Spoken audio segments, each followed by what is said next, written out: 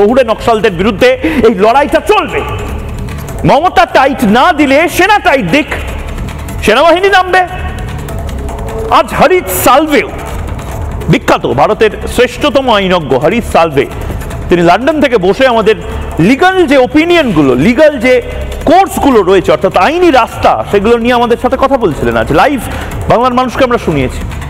তিনি অনেকগুলো গুরুত্বপূর্ণ কথা বলেছেন। পুলিশ আউটপোস্ট তৈরি না করতে পারলে, পুলিশের কাজ আউটপোস্ট তৈরি করা, ওদের গ্রেপ্তার না করতে পারলে সেনা ক্যাম্পাসে ঢুকুক। তার জন্য সুপ্রিম কোর্টে গিয়ে নির্দিষ্ট পিটিশন ফাইল করে বের করে আনা হোক এই অর্ডার। এনআইএ তদন্ত, এনআইএ তদন্তের দাবি হরিশ সালভে পর্যন্ত করলো।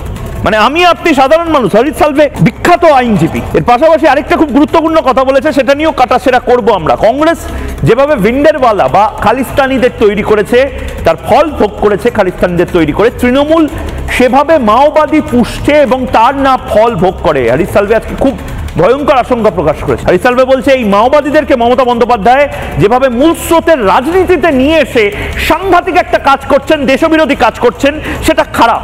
এবং তার পাশাপাশি এই সাংবাদিকদের আমাদের বিরুদ্ধে এই মিথ্যে মামলা দেওয়ার যে একটা প্রবণতা তৈরি হচ্ছে, তাদের বিরুদ্ধে এফআইআর করার আগে অনুমতি নেওয়ার একটা প্রথা ভারতবর্ষে শুরু হোক, এর জন্য একটা ডিবেট হোক, এটার জন্য একটা সুপ্রিম কোর্টে মামলা হোক।